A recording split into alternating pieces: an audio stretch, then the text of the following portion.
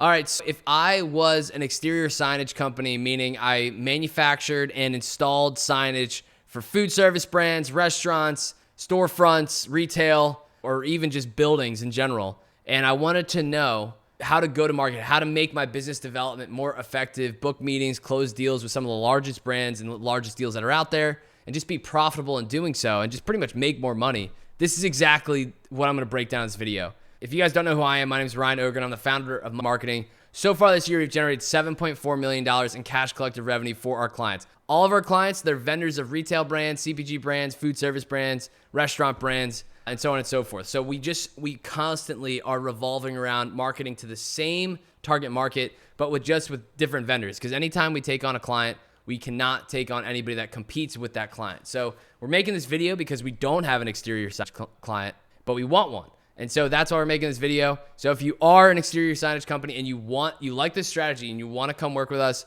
by all means, apply to work with us, and I'll walk you through what a video pitch might look like for you a little bit more in depth. But without further ado, let's get into the actual strategy and why we do what we do and how we do it. So exterior signage, we already talked about what this is. And if you are an exterior signage company, I don't need to tell you what you actually sell. So let's get into the actual strategy. So the very first thing that I would do if I'm marketing for you, the very first thing I do is what companies are in market for me right now. The reason I do this is because it's the shortest sales cycle. I'm like picking the apple that is head height versus getting the ladder out and going to the top of the tree. Now, this is very important. A lot of folks in your industry, they say you have a super long sales cycle. I disagree. I think people are saying that you have a super long sales cycle because they're counting the companies that are not in market for you right now as in market and just taking the amount of time it takes from them to get in market to close as the entire sales cycle. I disagree. I think it's from the point in time where they are actively searching for a solution to when they close. That is the actual sales cycle because they're interested. You can't make a sale if someone's not interested. You can't create demand out of nothing, right? And so here's what I'm saying.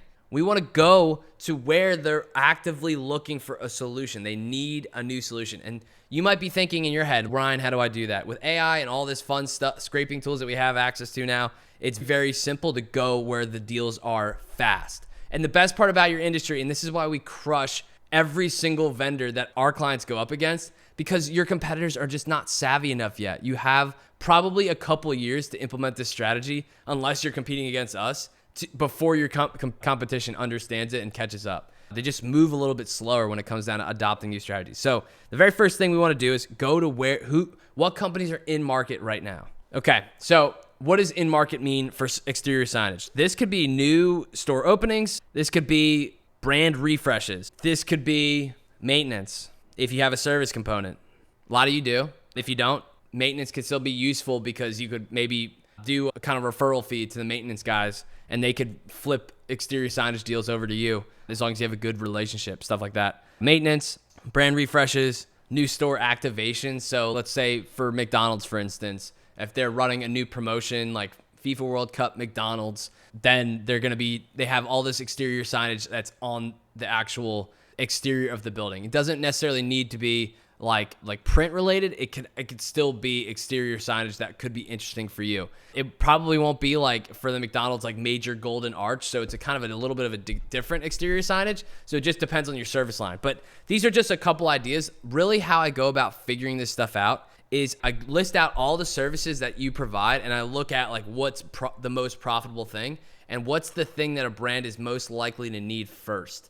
Sometimes it's hard to figure out like when you can sell this versus when you can sell that. And so the way I do it is I split test all your services. And the easiest way to do it is just to launch a bunch of different split tests with what you sell and what deems a company in market for what that one thing is. And so you only sell one thing at a time. You're never going to sell too many things at once. We've made this mistake before. So if you're selling exterior signage, but then you're doing interior signage and also in-store displays, if you're trying to do all three of those at once, what happens is you are selling nothing.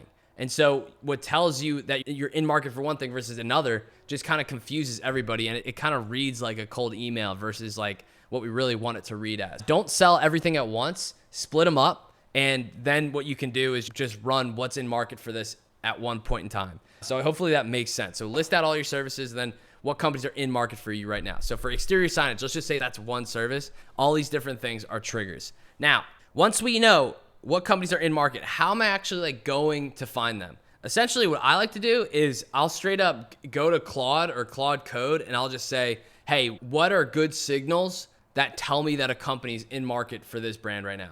Claude Code's pretty solid at figuring this stuff out. If you don't have Claude Code, you can just ask ChatGPT. You can ask about what these signals are. Now, the next step is super important to figure this out, because once you know what your signals are, how do you figure out how do you find these signals? Okay, so like new store openings, how do you figure this out?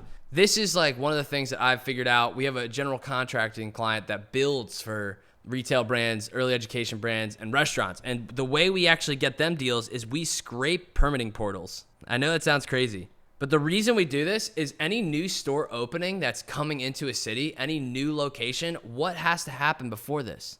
They have to get their permitting, right? So there's like, you kind of have to ask yourself the question, what happens before this thing happens? And is there like a web footprint to that? And then if you ask that question, that's really the thing that gets interesting. That's kind of new store openings, because you have to look at that permitting process. But brand refreshes, if they're refreshing their brand, they're going to do a brand launch. So they're going to do a news launch. They're going to do an article. They're going to not just going to change the exterior signage of a McDonald's and then announce a new logo. It's not going to happen first.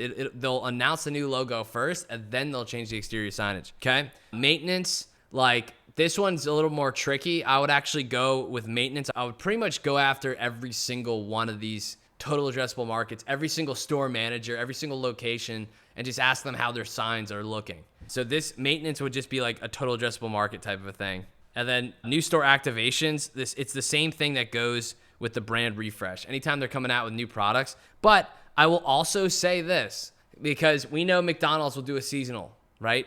We know a lot of these brands will do a seasonal. And we also know that typically they announce new flavors, like for McDonald's, like the McRib coming back. They usually do this at the same time every single year. And so one of the things that we've noticed that we can do online with AI is we go back to this thing called the Wayback Machine. Actually takes screenshots of your website for the past 12 to 24 months, any updates from it. So I can scrape and see what changes are happening on your website the past 12, 24, even 36 months in some cases. And so if I'm going to McDonald's, what I'm doing is I'm scraping the Wayback Machine to see when they changed it, when they announced new things, when their marketing activation was, and I'm looking for patterns. So when I find these patterns, I know when like McDonald's is actually going to be opening up their next location. They're doing their doing their next in-store activation. I know when they're going to do their seasonal launch. I know when they're going to announce their seasonal launch. I know when they're going to be doing this.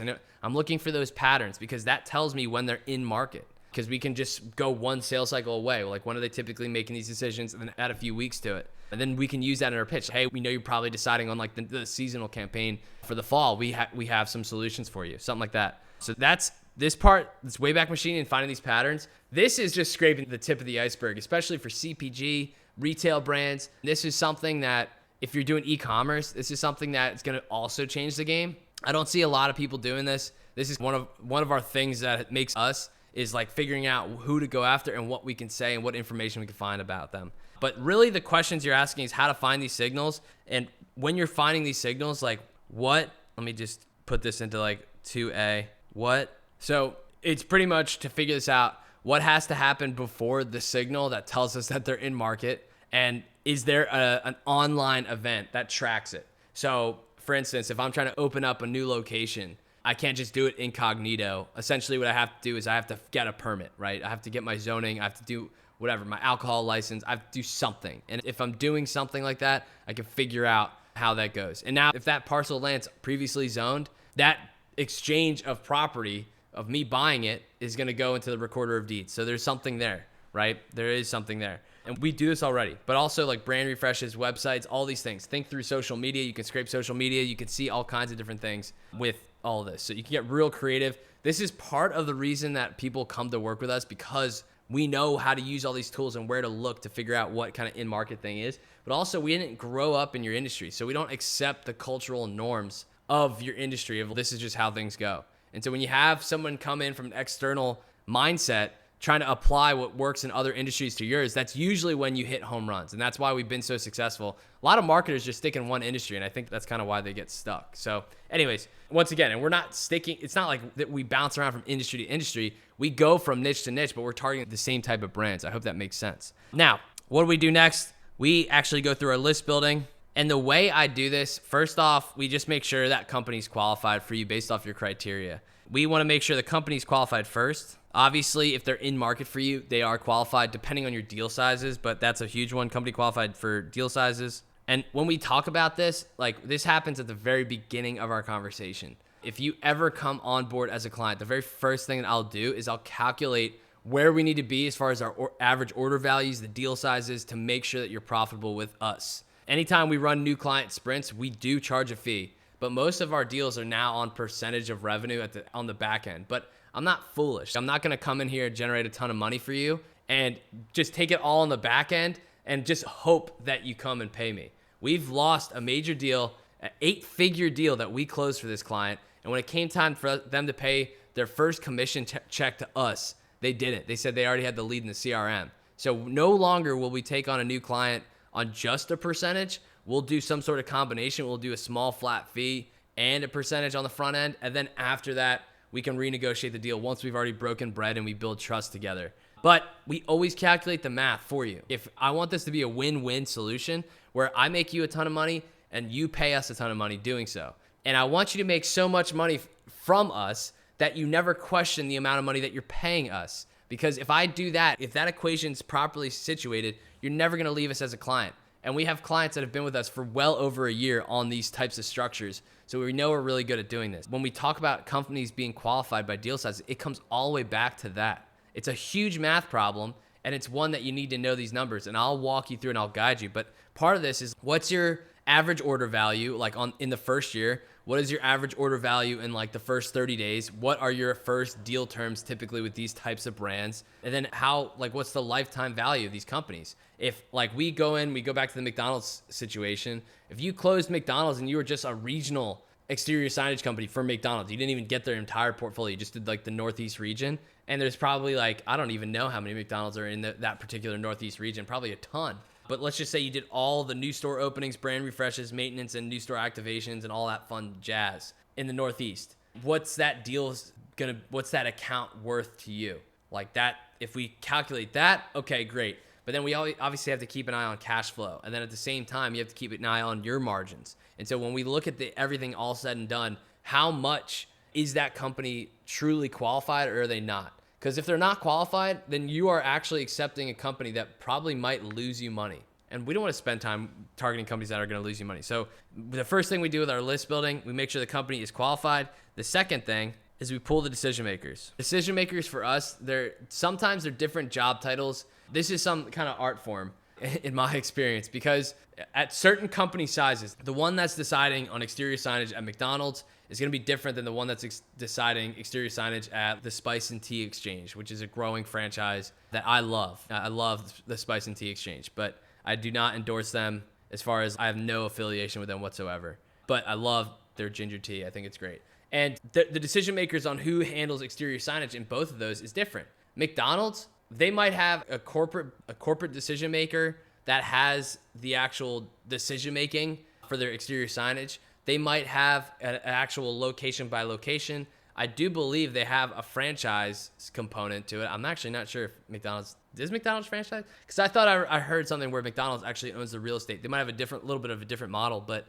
it could be per owner of each McDonald's, essentially. They might have the decision maker rights over the exterior signage. So the very first thing that I do is I figure out who is the decision maker and what type of company model it happens. And then I go through the decision makers and I pull them. Now, if I can't find a decision maker, one of the things that we've been able to do and have a lot of success with is pull a decision maker from the company if we can't find that particular one.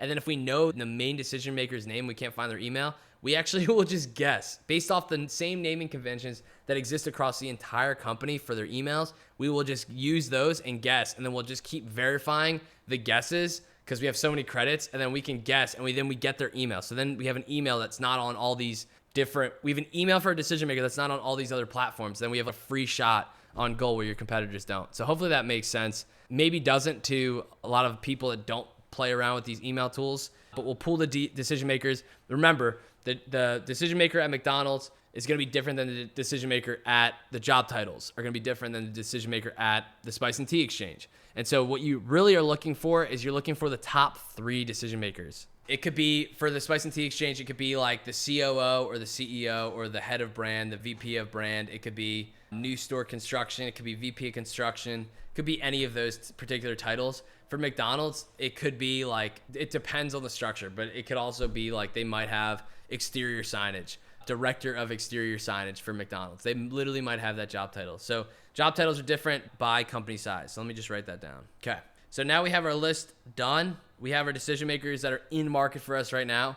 It's time to craft messaging. And the way we craft our messaging, it's so simple. When we initially will do initial outreach, we do email and LinkedIn outreach. Those are like the 2 channels that work the best. Doesn't mean you can't cold call or anything like that. In my experience, it just doesn't work as well when you're targeting these large whales. If I'm going after McDonald's, I'm not going to get through and cold call the dude's cell phone. It's just, they're probably going to be pissed about it and you might not win it, and you have to have a hell of a hook. You have to really get to the top of their to-do list. And if not, if you can't win it, you sure as shit just lost it. Imagine if someone calls you and they try to win your attention on your entire to-do list, and then they can't. And they literally cold called you. It went bad. They tried to make their pitch on why signage is the most important decision that you have to make today. You disagree with it. Now you are thinking about, wow, whenever we need new signage, I'm not going to use that company. If the pitch didn't land right, okay? So you do risk that. And so, not saying that has ever happened to us, but I know CEOs that talk like that, and that's kind of how people think sometimes. So respect their time. Sell them the way they want to be sold to. Sell them the way they respect. Respect their time, okay? So the way we do our messaging for cold email and LinkedIn, it's super short. We aim for a one-liner at best. And I know this is like a huge shock if you are an exterior signage company and you are on the business development team or the sales team. You're probably like, what the hell are you talking about? You do one-liners, like one line email. How do you even do that? And aren't you like missing the entire point? I think you are missing the entire point.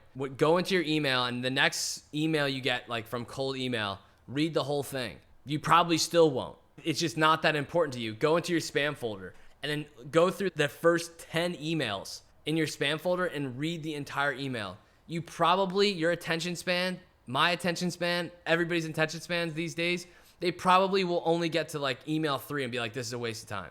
That's what happens. So your email needs to be able to be read at a glance, and that is it. Done. So I need it to literally be one line where I can look at it and read it and not actually have to read it. So that's literally what we're going after. So we're pretty much competing with scanner mode. So the one-liner at best gets us through the scanner mode. And then pretty much what I like to do is just do a lead magnet CTA. So I'm just saying enough. A lead magnet CTA is lead magnet call to action. So essentially like what this could be is like, let me just craft one for you real quick. Hi, John. Okay, so I just said, hi, John. We eliminate all exterior signage problems for multi-location food brands across every location as one vendor. Can I send over how we do this with some ideas for your team? I didn't say anything about us, our social proof, or anything like that. I just said we eliminate all problems. So the reason I'm saying that, if they are feeling a problem right now, we can scoop that up. It's gonna that particular messaging is gonna give you so many opportunities. We are doing this right now for one of our clients, and we just changed it from all whatever niche problems to their niche, and it works like a charm. They have all these emergency orders coming in, and they just crank, because that's one of the reasons that we've highlighted that they specialize in to win these new deals and win these new accounts. So think about it. If a brand is feeling a problem with their current exterior signage right now, then the vendor that they used is not cutting the mustard. And so then that gives you the opportunity to come in there and solve a problem for them and switch and win that deal. So this is just one way I would do it. It says, it's right from my iPad perspective, it has 3 different lines. This is when you type this out of an email, it might be 1 or 2 max. Okay. Now they are going to say yes to this. When I send this to the right person and it gets through to their email, can I send over how we do this with some ideas for your team? Simple call to action. The next step, they say yes. And they're usually going to say, if they don't have a problem, they're just going to say, yeah, send over information. That'll be great. If they do have a problem, they're going to say, oh, Ryan, we actually need blah, blah, blah. And they just throw their specs into your face because it's like a total fire drill happening at their particular company right now. It's trying to solve this in their department. We need 10 golden arches for the Northeast region. We just had a really bad storm. All the panels came off. We need a brand new signs. It needs to be these colors. Give me a quote and how long and how fast you can get it to me. You could, something like that, okay? And they say yes, and then you get those types of responses for the folks that are in market for you right now. That's pretty much how that works. And then if they just say yes, the next step after that is we do our video pitch. If they just send over like what they need, all I do is connect that with our client or their sales team or whoever can handle those specs to start the quoting process. The reason we do that, we'll still do a video pitch if things stall out. But in my experience, anytime that quoting process starts, that deal is usually going to close. Our clients are some of the best in the industry for their particular niches. So we usually, when we start quoting something, the prospects realize who we are and they just want to get some deals done and onboard a vendor that they can actually trust. Our clients don't lose accounts once they onboard them. So if you're the same way, then once that quoting process starts, man, you start licking your lips because it's pretty good chance you're going to win that. So they say yes. If they are in market, we pass the quote to you right now. You start that quoting process. If they just say yes and they don't have any other specs right now, we start the video pitch process because we want to get in front of them if they don't have any problems right now. We want to extrapolate what other things we can help them with. And essentially what we're doing is we're showing that we know their current circumstances and that we know their dream outcomes. And the way I like to break this down is I do current circumstances by their company, but also their department, because usually the job titles change. And then I'll do dream outcome by the company, and then what's enabled, or it's going to have to happen for that department. Then let me backtrack. I do the current company circumstance, the current department circumstance, then I do the current company goal, and then what that department's going to have to be able to do to enable that company goal. That it really extrapolates the gap. And then I put our how capabilities of how we're going to be able to help them achieve that goal in the long run. So we create the own gap and then we solve it by ourselves. It's pretty genius. But once they watch that, we are the how. Once they watch that, that's when they get on a call. That's when they book a call. And that's when your team takes over. Because once they book a call, it's like up to you guys to start probing to figuring out what kind of issues they have,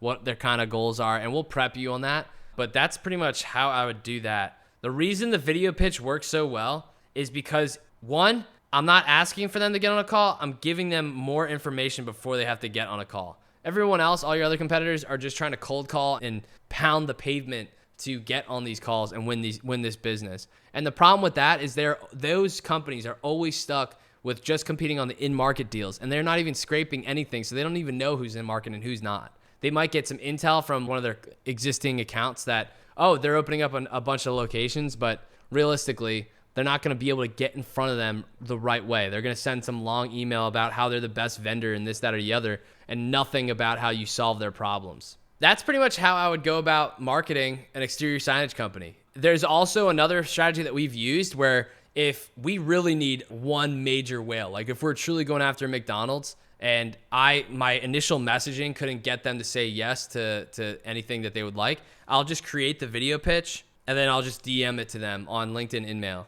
The reason we'll do LinkedIn InMail, it actually has 100% deliverability. So I know they get an email from me and they get an email from LinkedIn. Excuse me. They get an email from me, they get an email from LinkedIn that I emailed them because I'm paying for these premium InMail. And I just put the video pitch link right in that InMail and they see it. The Loom, I use loom.com to do these video pitches, and you'll see the Loom thumbnail actually pops up in the email on LinkedIn. So now the video pitch is delivered in front of them. And if I just have a good enough lead magnet and a good enough thumbnail and a good enough video pitch, they're going to watch it. And as long as I took the time and I actually made it as good as possible and I hit these three things, they're going to listen to you and you're going to be able to get on a call with these whales. We've booked meetings with some of the largest companies in the world, Meta, Microsoft, Oracle, you name it. Some of the largest Fortune 500 tech companies in the world, Shell, Marathon, Chevron, Exxon. We've done all the gas companies, midstream companies. This strategy works like a glove. It works like a charm. The reason it works so well is because it gives them the more information before they actually get on a call with you. But that's how I market an exterior signage company. If you want us to do this for you, just apply to work with us and I can walk you through a little bit more tailored to you how I would do this. But if you want to just use this messaging, go ahead and make sure you like, comment, subscribe. Otherwise, You stole my messaging and you didn't give me anything in return. But anyways, I hope you enjoyed it. My name is Ryan Ogren. I'm the founder of Money Make Marketing. Hope you guys liked it. We'll talk soon.